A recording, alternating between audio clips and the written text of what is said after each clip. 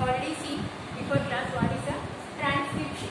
Transcription means the DNA change into mRNA. Okay, this is called the transcription. Okay, last class lo manam transcription ante DNA nunchi mRNA కి change అవడాన్ని transcription అన్నారు. Transcription లో 3 steps ఉంటాయి and కొన్ని ఏవైతే requirements ఉన్నాయో ఆ requirements గురించి last class లో నేర్చుకున్నాం.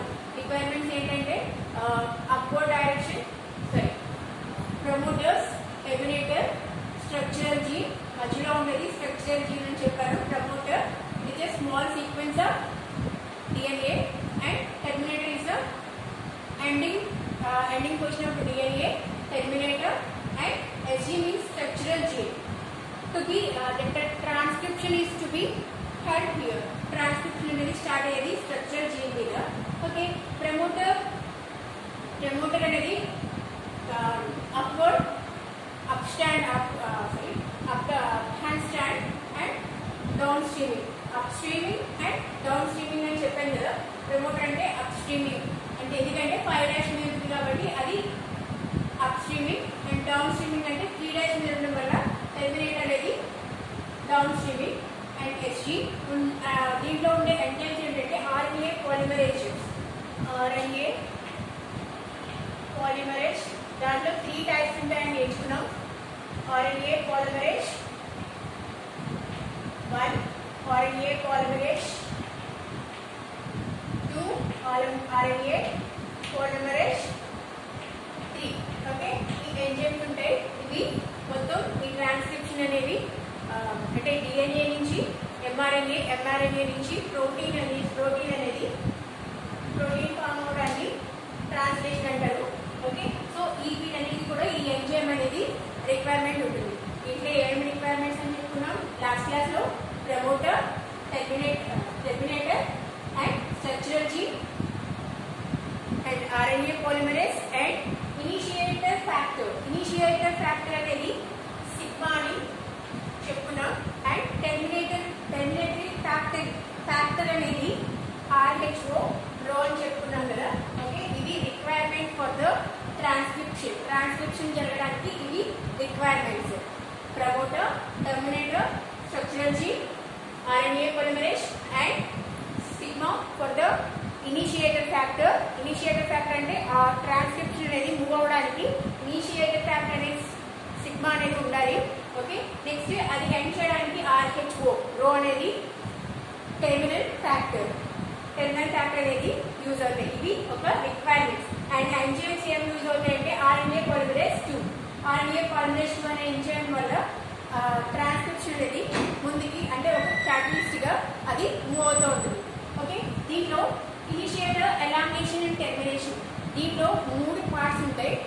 Initiation means to start the transcription, transcription అనేది స్టార్ట్ అవ్వడానికి. Next elongation, the process is going on. Okay, ఒక ప్రాసెస్ అనేది నడపడానికి అంటే DNA నుంచి mRNA అనే ప్రాసెస్ ఎలాంగేషన్ అవ్వడానికి ఇది యూజ్ అవుతుంది. And termination is the last. RHO అని అనుకున్నాం కదా, మనకి ఏవైతే రిక్వైర్మెంట్స్ ఉన్నాయో ఆ రిక్వైర్మెంట్స్ లో టెర్మినేటర్ ఫ్యాక్టర్ అనేది ఉంటుంది. ఆ టెర్మినేటర్ ఫ్యాక్టర్ వల్ల అది క్లోజ్ అవుతుంది అని. ఓకే, దీంట్లో స్టెప్స్ ఏమున్నాయంటే ఫస్ట్ ప్రమోటర్ ఆల్రెడీ మనం చెప్పుకున్నాం కదా. ఏంటంటే ఇది ఒక స్మాల్ సీక్వెన్స్ ఆఫ్ DNA. ఈ small sequence of DNA upward 5' దగ్గర స్టార్ట్ అవుతుంది. DNA లో 5' దగ్గర స్టార్ట్ అవుతుంది. ఈ ప్రమోటర్ అనేది అండ్ SG స్ట్రక్చరల్ జీన్, దీని నుంచి ట్రాన్స్క్రిప్షన్ యూనిట్ అనేది ఒక బబుల్ అనేది ఇక్కడ నుంచి స్టార్ట్ అవుతుంది. అండ్ టర్మినల్ యూనిట్, ఈ టర్మినల్ యూనిట్ నుంచి డౌన్ స్ట్రీమింగ్ స్ట్రాండ్ అంటారు దీన్ని. ఓకే, సో RNA పాలిమరేజ్ 2 ఇక్కడ మనం ఎంజైమ్స్ కావాలి అనుకున్నాం కదా. ఎంజైమ్స్ లో సెకండ్ వన్ RNA పాలిమరేజ్ 2 అనే ఎంజైమ్ వల్ల ఈ ప్రాసెస్ అనేది స్టార్ట్ అవుతుంది. స్టార్ట్ అయ్యి ఇక్కడ ఒక ట్రాన్స్క్రిప్షన్ బబుల్ అనేది ప్రమోటర్ స్ట్రక్చరల్ జీన్ మీద అటాచ్ అయి ఉంటుంది. ఈ స్ట్రక్చరల్ జీన్ మీద అంటే 5' అండ్ 3' ప్రమోటర్ అండ్ ట్రాన్స్క్రిప్షన్ కి మధ్యలో స్ట్రక్చరల్ జీన్ కి మధ్యలో ట్రాన్స్క్రిప్షనల్ బబుల్ అనేది ఇక్కడ అటాచ్ అవుతుంది. దీనికి RNA పాలిమరేజ్ 2 అనేది హెల్ప్ అవుతుంది.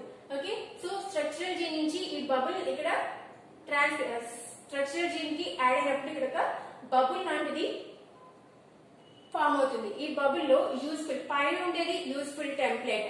ఈ టెంప్లెట్ అనేది యూస్ఫుల్ టెంప్లెట్ అంటే ఆల్రెడీ మనకు తెలుసు, అక్కడ కోడ్స్ ఉంటాయి కదా, ATGC అని మనం చెప్పుకున్నాం కదా. ఓకే, స్టార్టింగ్ కోడ్ అని చెప్పుకున్నాం. స్టార్టింగ్ కోడ్ అని ఏంటంటే AUG. మనం ఒక టేబుల్ వేసుకుని దాని నుంచి అమైనో ఆసిడ్స్ ఏవైతే ఉన్నాయో, కోడాన్స్ ఏవైతే ఉన్నాయో వాటిని ఫైండ్ అవుట్ చేసాం. దాంట్లో AUG అనేది starting codon, initiate codon, starting codon. And ending codons కూడా చెప్పుకున్నాం. ఎండింగ్ కోడాన్స్ ఏంటంటే UAA, UAG and UGA. ఇవి ending codons. there is no names for that. Ending codons, ending codons, వీటిని ఎండింగ్ కోడాన్స్ అంటారు. ఇది స్టార్టింగ్ కోడాన్. ఓకే, సో ఈ codons ఇక్కడ ఉండడం వల్ల ఇది యూస్ఫుల్ ఆఫ్ ట్రాన్స్క్రిప్షన్. సో ఇది టెంప్లేట్ స్టాండ్ అని అంటారు, నాన్ కోడింగ్ అంటారు, లేదా anti codon stand, anti sense stand. Okay, ఏదైతే నాట్ యూజ్ కింద ఉన్న ఈ లైన్ ఏదైతే ఉందో ఇది నాట్ యూజ్ కాబట్టి దీనికి ఇంకొక పేరు ఏంటంటే non template code stand and coding stand and sense stand. Okay, so ఇది సెకండ్ స్టెప్ లో ఒక బబుల్ అనేది ట్రాన్స్క్రిప్షన్ అండ్ కి అటాచ్ అయిన తర్వాత ఇక్కడ ఒక బబుల్ అనేది ఫామ్ అవుతుంది. ఈ బబుల్ లో పైన ఉండేది ఈ SG స్ట్రక్చరల్ జీ లో పైన ఉండేది యూస్ఫుల్ అండ్ నాట్ యూజ్ అనేది non sense and sense. Okay, process continue అవ్వాలంటే దానికి మనకి ఇనిషియేటర్ ఫ్యాక్టర్ సిగ్మా ఉండాలి అని చెప్పాం కదా. ఈ సిగ్మా ఇక్కడ ట్రాన్స్క్రిప్షన్ బబుల్ ఏదైతే ఉందో దీనికి యాడ్ అయితేనే నెక్స్ట్ ప్రాసెస్ అనేది స్టార్ట్ అవుతుంది. నెక్స్ట్ ప్రాసెస్ కంటిన్యూ అవ్వాలంటే ఈ ఇనిషియేటర్ ఫ్యాక్టర్ సిగ్మా అనేది దీనికి అటాచ్ అవ్వాలి. ఈ అటాచ్ అయిన తర్వాత ఈ ప్రాసెస్ ఏదైతే ఉందో అది స్టార్ట్ అవుతుంది. స్టార్ట్ అయిన వెంటనే ఈ సిగ్మా అనేది రిమూవ్ అయిపోతుంది. వన్స్ ఇది స్టార్ట్ అయింది అంటే ఓకే సిగ్మా అవసరం అయిపోతుంది కాబట్టి ఇది ఈ ప్రాసెస్ నుంచి బయటికి రిలీజ్ అయిపోతుంది. సో మనకి ఇక్కడ ఏం మిగిలాయి అంటే ప్రమోటర్, ఇక్కడ ఇనిషియేట్ ఫ్యాక్టర్ అనేది నెక్స్ట్ స్టెప్ కి ఇక్కడ స్టార్ట్ అయిపోయిన తర్వాత ఇది రిమూవ్ అయిపోతుంది. SG అనేది ఉంటుంది. నెక్స్ట్ టెర్మినేటర్ ఫ్యాక్టర్ అనేది ఉంటుంది. ఎక్కడెక్కడ ఉంటాయంటే 5' అండ్ ఎండింగ్. టెర్మినేటర్ ఎక్కడ ఉంటుందంటే 3' ఎండింగ్ మీద ఉంటుంది. ఓకే, ఇప్పుడు దాకా మనం ఏం చెప్పుకున్నాము అంటే స్టెప్స్ ఏమేమి ఇన్వాల్వ్ అయి ఉన్నాయి ట్రాన్స్క్రిప్షన్ లో అంటే DNA నుంచి RNA అనేది ట్రాన్స్పోర్ట్ అవడానికి దాన్ని మొత్తం ప్రాసెస్ ని ట్రాన్స్క్రిప్షన్ అంటారు.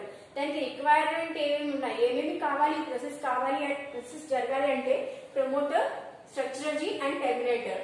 వీటితో పాటుగా ఎంజైమ్స్ కావాలి. RNA పాలిమరేస్ అనే ఎంజైమ్ కావాలి. దాంట్లో 3 ఉంటాయి, 3 types. RNA polymerase, RNA2, RNA polymerase 3, 1, 2, 3. Okay, ఈ 2 ఏదైతే ఉందో దాన్ని ఇక్కడ మనం ట్రాన్స్క్రిప్షన్ స్టార్టింగ్ లో దానికి ఎంజైమ్ ని యూజ్ చేసి స్టార్ట్ చేసినాం, ఒక కెటలిస్ట్ గా యూజ్ చేసినాం. ఓకే, ఇనిషియేటర్ ఫ్యాక్టర్ అనేది కావాలి అంటే ఇక్కడ ఈ ప్రాసెస్ జరగాలంటే సిగ్మా అనేది దీనికి అటాచ్ అయితేనే ప్రాసెస్ అనేది ముందుకు వెళ్తుంది కాబట్టి ఇనిషియేటర్ ఫ్యాక్టర్ అని అంటారు. ఓకే, ఇనిషియేటర్ ఫ్యాక్టర్ స్టార్ట్ అయిన తర్వాత అది బయటికి రిలీజ్ అయిపోతుంది. సో నెక్స్ట్ స్టెప్ లో వెళ్ళేటప్పటికి మనకి ఎక్కడి నుంచి స్టార్ట్ అవుతుందంటే ఈ స్టెప్ నుంచి స్టార్ట్ అవుతుంది.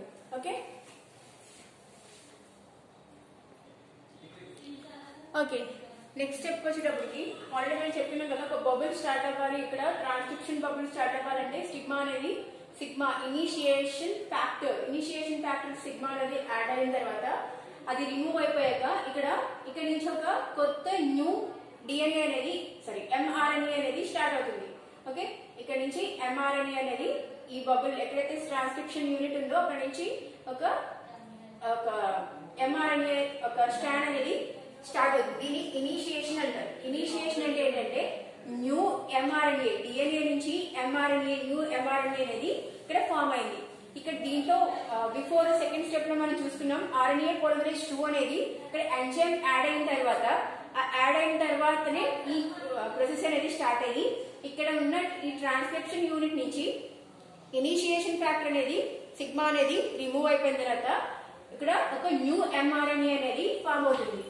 ఓకే, ఇది new mRNA 5' and 3' and. Okay, ఎక్కడి నుంచి? స్ట్రక్చరల్ జీన్ నుంచి.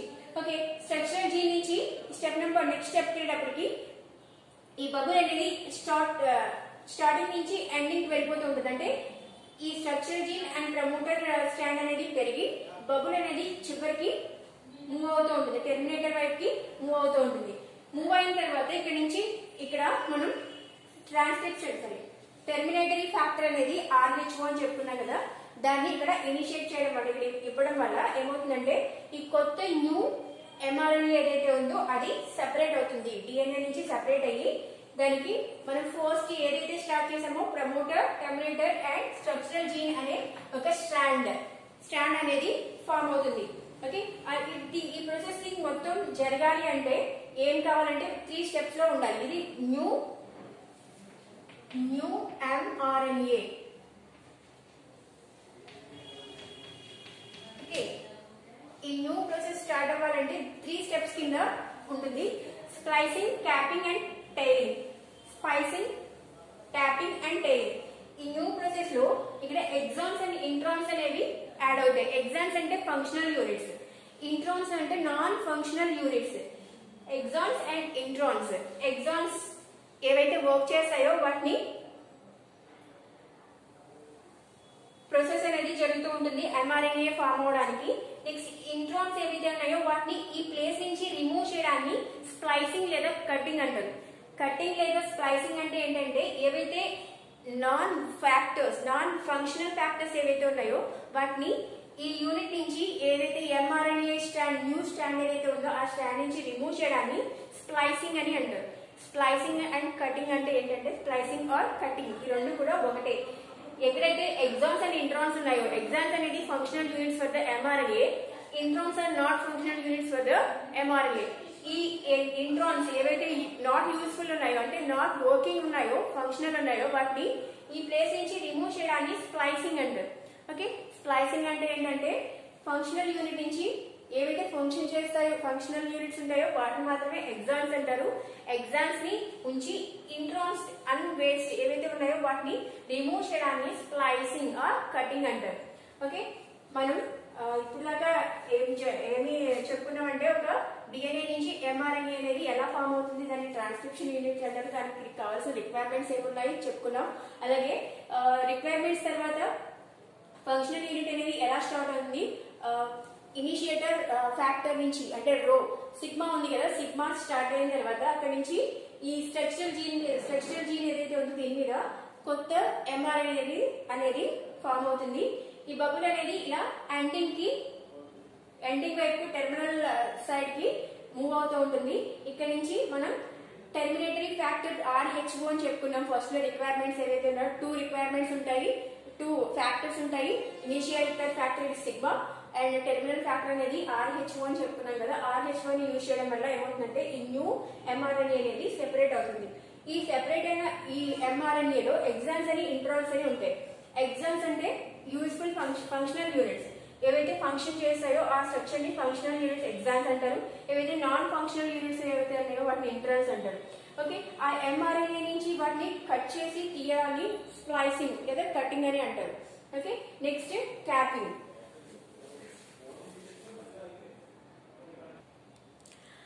ఓకే, నెక్స్ట్ స్ప్లైసింగ్ అంటే ఆల్రెడీ ఏంటో చెప్పుకున్నాం కదా. ఈ స్ప్లైసింగ్ కి ఎండో న్యూక్లియస్ అనే ఎంజైమ్ యూజ్ చేయడం వల్ల ఈ ఇంట్రాన్స్ అనేవి ఈ ప్లేస్ నుంచి బయటికి ఎగ్జిట్ అవుతాయి, బయటికి కట్ చేయబడతాయి అక్కడి నుంచి. సో దానికి ఎండో న్యూక్లియస్ అనే ఎంజైమ్ ని యూజ్ చేయడం వల్ల ఈ స్ప్లైసింగ్ అనేది ఈజీ అవుతుంది. ఆల్రెడీ చెప్పుకున్నాం కదా, ఎగ్జాన్స్ అంటే యూస్ఫుల్ ఫంక్షనల్ యూనిట్స్, ఇంట్రాన్స్ అంటే నాన్ ఫంక్షనల్ యూనిట్స్. సో వీటిని ఇక్కడ నుంచి రిమూవ్ చేయడానికి ఎండోన్యూక్లియస్ అనే ఎంజైమ్ ని యూజ్ చేస్తారు. దీన్ని కట్టేజ్ లేదా స్ప్లైసింగ్ అంటారు. 3 ప్రాసెస్ జరగడానికి 3 స్టెప్స్ కావాలనుకున్నాం కదా, splicing and capping and tailing. ఇది క్యాపింగ్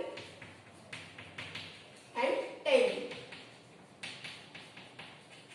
ఓకే, క్యాపింగ్ లో వచ్చేటప్పటికి ఇక్కడ 5' దగ్గర MGPP అంటే మిథైల్ గ్వానోసిన్ ట్రైఫాస్ఫేట్ ని ఇక్కడ 5' కి యాడ్ చేయడాన్ని క్యాపింగ్ అంటారు. దీన్ని క్యాపింగ్ ఇవ్వడం అంటారు. ఓకే, ఇక్కడ ఈ క్యాపింగ్ ఇవ్వడం ద్వారా నెక్స్ట్ ప్రాసెస్ కి అది మూవ్ అవుతూ ఉంటుంది. నెక్స్ట్ క్యాపింగ్ అయిపోయిన తర్వాత దాన్ని టైలింగ్ అంటే ఏంటంటే 5' కి MGPP మిథైల్ గ్వానైన్ ట్రైఫాస్ఫేట్ ని యాడ్ చేసాం. అలాగే ఎండింగ్ ఏదైతే ఎండింగ్ 3' ఉందో దీనికి MAA అనే అది ఇవ్వడం వల్ల మొత్తం మెచ్యూర్డ్ mRNA అనేది ఫామ్ అవుతుంది. ఇది టైలింగ్ ప్రాసెస్ లో MAA అనేది మనం 3' కి యాడ్ చేయడం వల్ల మొత్తం mRNA ఇది ఇమ్మెచ్యూర్డ్ mRNA.